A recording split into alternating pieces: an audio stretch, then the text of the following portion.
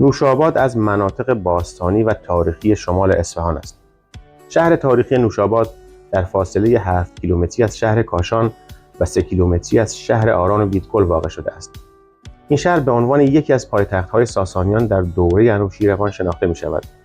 شهر زیرزمینی اویی یا شهر زیرزمینی نوشاباد، شهری زیرزمینی و باستانی واقع در زیر بافت کنونی شهر نوشاباد قرار دارد. این مجموعه قدمتی 1500 ساله داشته و به دوره ساسانیان تا دوره صفوی مربوط می‌گردد.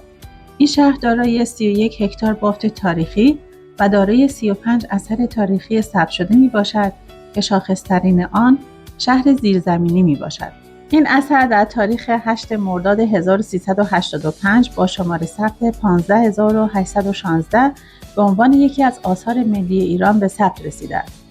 درود دوستان، من ارسلان هستم و منم بهاره. به کانال یوتیوب هیستوریکال خوش اومدید. اگر محتوای این کانال رو دوست دارید لطفاً کانال رو سابسکرایب کنید و اگر یوتیوبتون فارسی رو مشترک شوید کلیک کنید. لطفاً ویدیو رو لایک کنید و نظرتون رو هم در کامنت ها برامون بنویسید تا از نقاط قوت و ضعف کارمون آگاه بشیم. کارشناسان باستانشناسی 3 طبقه را برای این شهر زیرزمینی برشمردند. طبقه 1 4 تا 6 متر زیر زمین، طبقه 2 12 تا 16 متر و طبقه 3 حدود 18 الی 22 متر زیر زمین می باشد. کشف این سازه ها در سال 1385 به صورت اتفاقی و توسط فردی که قصد حفر چاه در منزل خود داشت صورت گرفت. آنچه به نام شهر زیرزمینی اویی معروف شده است، ساختارهای متراکم پیچیده و گسترده‌ای چون دالان‌های باریک تو در تو و اتاق‌هایی با ابعاد کوچک است. مجموعه اویی در زیر بافت شهر شکل گرفته و تا سطح کنونی شهر نیز گسترده شده است. وسعت آن نیز به قول اهالی منطقه تا بیرون از حصار تاریخی شهر گسترش یافته و 4 کیلومتر تخمین زده شده است. این مجموعه را به صورت دستکن زیر بافت شهر نوشاباد به صورت مجموعی از اتاق‌ها، راهروها، چاه‌ها و کانال‌های متعددی در 3 طبقه ایجاد کردند. بر دیواره‌های این شهر آثار برخورد لبه شیئی تیز دیده می‌شود. با توجه به سختی جنس زمین این منطقه، باستانشناسان این فرضیه را مطرح کردند که وسایل استفاده شده در حفاری باید از جنسی شبیه الماس برخوردار بوده باشند. طبقه اول در حقیقت کوره‌راه‌ها و دالان‌هایی بوده است که برای گمراه کردن تعقیب کنندگان احتمالی به کار می‌رفتند. طبقه دوم و سوم محل پناه گرفتن و زندگی در مواقع خطر و ذخیره آذوقه بوده است. ورودی‌های متعددی برای شهر زیرین شناسایی شده که بسیاری از آنان توسط سیلاب‌های سال‌های دور مسدود شده‌اند. شهر دارای راهروهای پیش در پیچ، اتاق‌های کوچک و بزرگ، تله‌های پدافندی و دفاعی بوده است که گویا در هنگام هجوم دشمن استفاده می‌شده‌اند. وسعت این شهر به دلیل ارتباط بین محلات آن و حفاظت از جان و مال مردم در مواقع ناامنی زیاد بوده و در 2 سطح افقی و عمودی گسترش یافته است. این معماری دست کم در شهر نوشاباد با واژه اویی نامیده می شود. به جز ورودی، ارتفاع تمام قسمت‌های اویی به قدر طبیعی یک انسان بین 170 تا 180 سانتی متر است. بر سطح دیوارها و در فواصل اندک جای پیسوز به چشم می‌خورد. در بعضی قسمت‌های دیوار نیز سکوهای کوتاهی جهت نشستن ایجاد شده است که در بعضی از اتاق‌ها تبدیل به تاقچه جهت قرار دادن اشیا می‌شود. ورودی شهر زیرزمینی نوشاباد راهروی باریک به اندازه 1 نفر است. هنگام ورود به شهر بوی خاک مرطوب به مشام می‌رسد.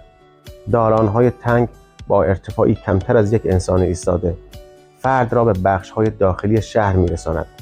چاه‌های عمودی نقش راه‌های ارتباطی طبقات را ایفا می‌کنند و چاه‌های به شکل یو برای تهویه هوا بوده است.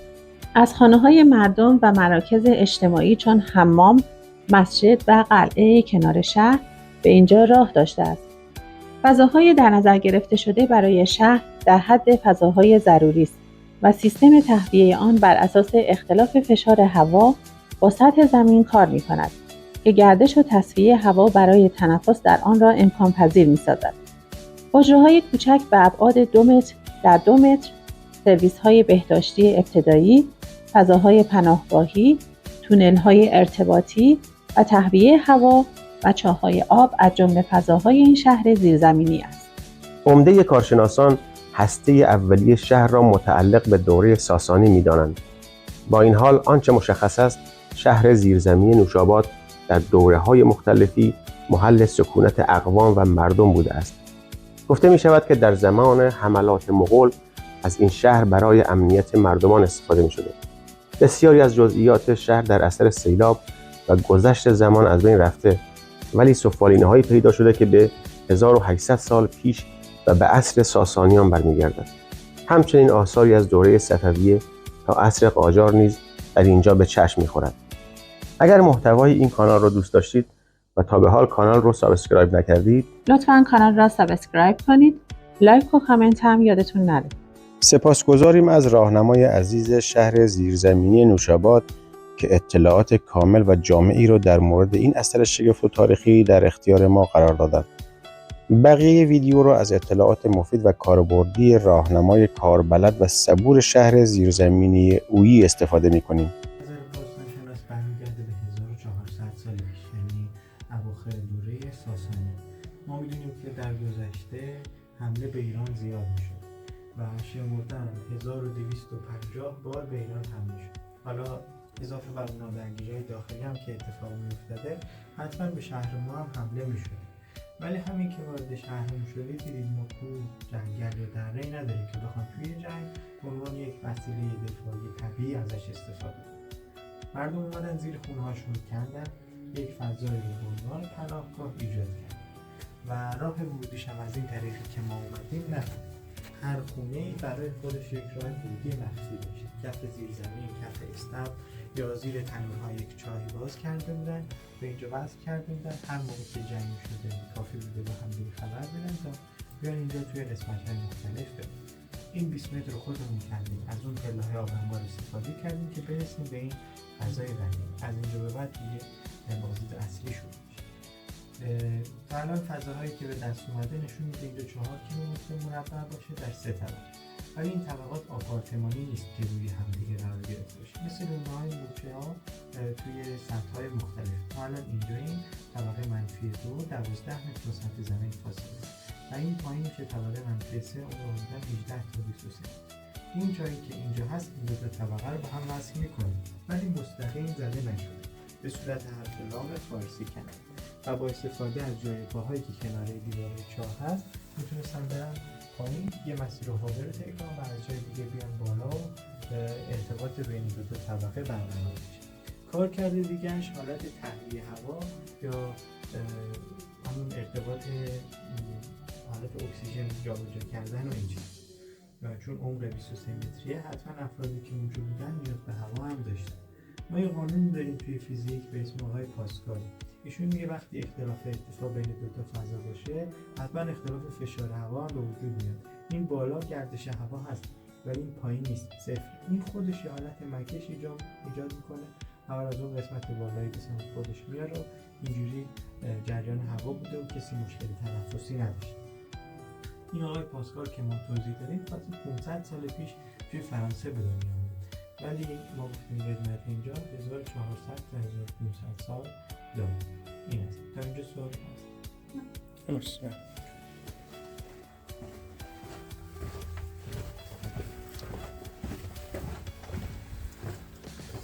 اینجا سرویس بهداشتی بوده.